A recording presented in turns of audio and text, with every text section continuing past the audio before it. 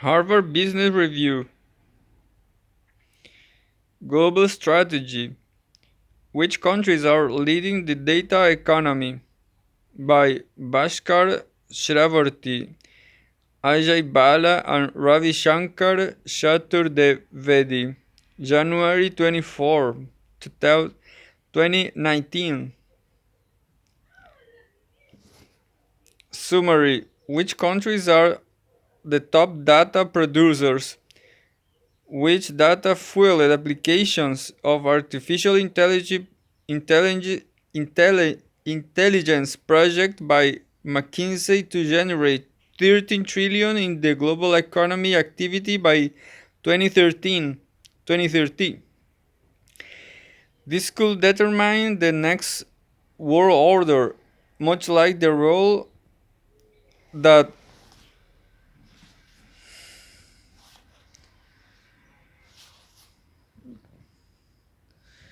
that oil production much like the role that oil production has played in creating economy power players in the preceding century, while China and the US could emerge as two AE superpowers. Data sources can be limited to concentrations in a few places, as we have with an oil driven economy. It needs to be drawn from many diverse sources, and future AE applications will emerge from new and unexpected players. The new world the new world order taking shape is likely to be more complex than a simple bipolar structure. Building on our past work mapping the digital evolution and digital competitiveness of different countries around the world. We tried mapping the deepest and widest pool of useful data.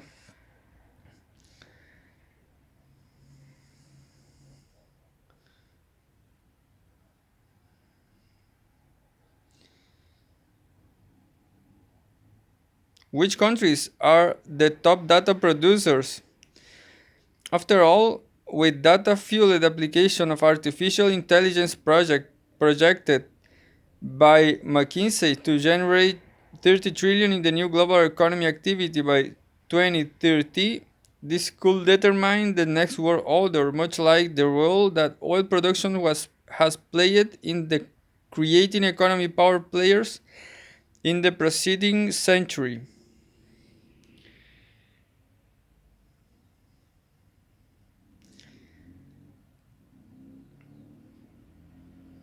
While China and the US could emerge as two AE powers, data sources can be limited by concentration in a few places, as we have with oil-driven economy. It needs to be drawn from many diverse sources, and future AE applications will emerge from new and unexpected players. The new world order taking shape is likely to be more complex than a simple bipolar structure, especially since data is being produced at at a pace that boggles the mind.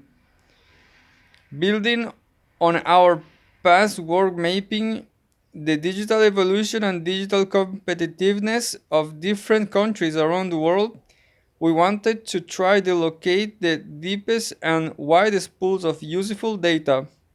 This is essential to run the myriad machine learning models critical to AE. To do so, it is useful to make a distinction between the raw volume of data and a measure that we shall call gross data product. Our version of the new GDP to identify the world's top gross data product producers, we propose using four criteria: volume, absolute amount of broadband consumed by a country as a proxy for the raw data generated; usage, number of users active on the internet as a proxy for the of usage behavior, needs, and contexts. Accessibility, institutional openness to data flows as a way to access whether the data generated in the country permits wider usability and accessibility by multiple AE researchers, innovators, and applications. Complexity, volume of broadband consumption per capita as a proxy for sophistication and complexity of digital activity. There are several nuances to note. For one, do we recognize that the digital trace that is generated by computers around the world spans a very wide range of activities, from sending an SMS text message to making a financial transaction, to enable an apples to apples comparison across the world. We use broadband per capita as a measure of such breadth and complexity, in some ways mimicking the use of per capita income as a proxy for overall prosperity. Second, there are differences across countries in terms of how private data is shared across agencies and whether there are digital identity frameworks that can help connect individuals to their digital activities. These institutional factors could make a difference to how data could eventually be pieced together. We do not call out these distinctions. We choose the countries included in our analysis based on a few considerations. First, countries that are the most significant contributors to the global digital economy, either because they are high on our early digital evolution index score or because they have strong momentum in their digital activities. Second, countries that represent a reasonable spread in terms of region and socioeconomic position. And third, countries that provide us with a solid data and evidence base to do the analysis. Finally, an important consideration is determining accessibility in privacy. Privacy concerns and data protections regulations can help or hinder the abilities for algorithms to develop new capabilities. We take the position for this analysis that an established framework for ensuring privacy and data protection and openness to the mobility of data in a net benefit that and a positive contributor to the development of AE over the long term. As an example, consider the problem and fraud detection in financial transactions. Applications that draw upon insight from diverse geographic locations and multiple usage contexts help establish patterns of trustworthiness and help flag security risk. Such applications benefit from systems that meet the accessibility criterion.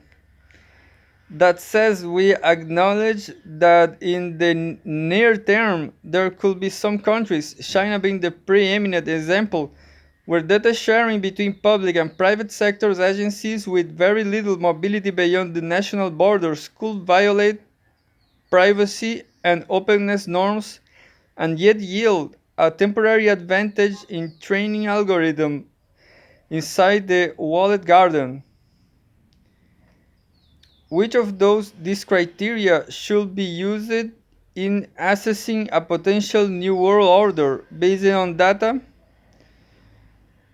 We believe accessibility should remain a foundational criterion. If one were to take the point of view that the biggest and highest impact AE applications are the ones that serve the greatest public purpose, access to data is key. In its recent study of AE for public good, McKinsey cites access as one of the principal barriers of the 18 bottlenecks identified by McKinsey, six related to data availability, volume, quantity, and usability. This chart below this chart below shows that what happened when the 30 countries we studied were mapped using two of our criteria.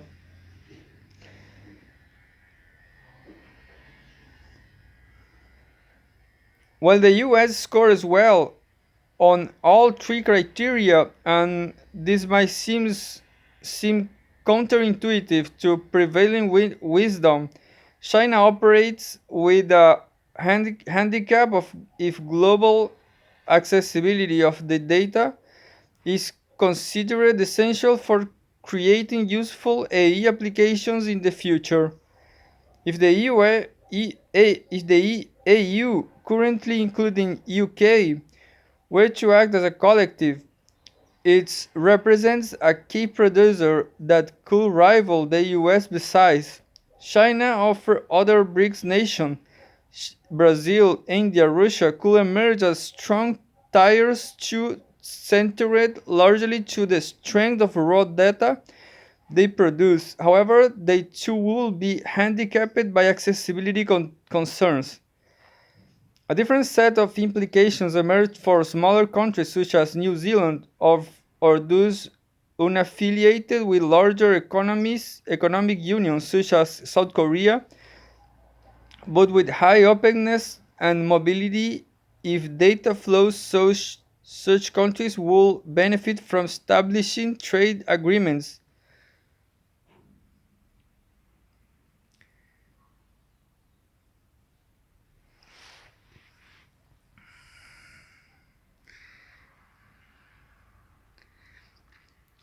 In data with other open countries and thereby overcome their natural limitations, either in terms of number of users or in terms of global broadband consumed within the country.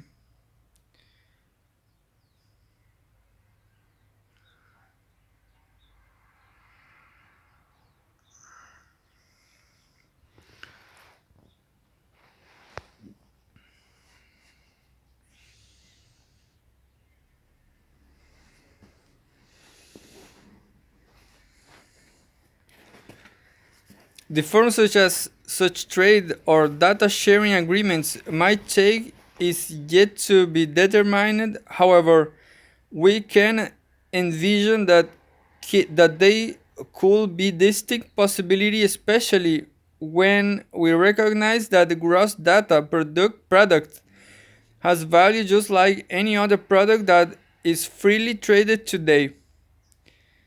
Of course, the direction of high value AI applications is still emerging. There is also a risk of AI itself being overhyped, misunderstood, and set up for these disappointments down the road. But it's clear that many important applications are already in use and more are coming. Our analytical framework is flexible true to enough to account for such fluidity. If we use a different set of criteria as being more relevant for driving successful AI application, we find a different picture emerging. The chart below offers one such possibility, where only complexity and accessibility are considered.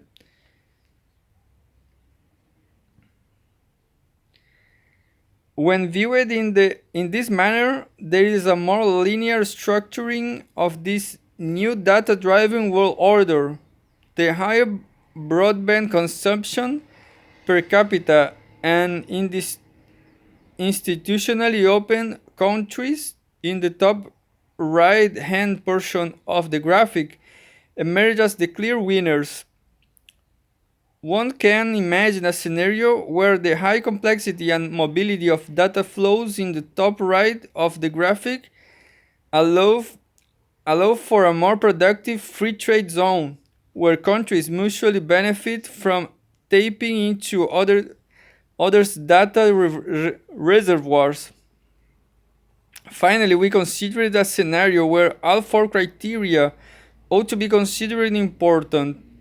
If we assign equivalent weights to all four, a ranking of new data producers and an, an updated world order emerges. United States, United Kingdom, China, Switzerland, South Korea, France, Canada, Sweden, Australia, Czech Republic, Japan, New Zealand, Germany, Spain, Ireland, Italy, Portugal, Mexico, Argentina, Chile, Poland, Brazil, Greece, India, South Africa, Hungary, Malaysia, Russia, Turkey, Indonesia. Of course, there are segmentations for providing insight into where the major data producers are based on a set of assumptions about what will be important for the highest value applications in the future. Our purpose has to acknowledge the uncertainties and show how alternative assumptions yield different scenarios for the world order. A different segmentation and ranking will emerge if we were to ask a different set of questions focused on the outcomes, such as economic or geopolitical value through AE that might be assigned to each country, or how countries rank in terms of ease or of doing digital business currently as they prepare for such a future. We are developing this in future research projects. Data is the fuel of the new economy, and even more so of the economy to come. If declaring back in 2016 that the world's most valuable resource is no longer oil but data, the economist said, whether you are going for a run, watching TV, or even just sitting in traffic, virtually every activity creates a digital trace. More raw material for data, this distilleries, algorithms trained by all these digital traces will be globally transformational. It's possible that a new world order will emerge from it, along with a new GDP, gross data product, that captures an emerging measure of wealth and power of nations. It is time we identify what the field looks like now that new competitive and collaborative opportunities are developing. Editor's note: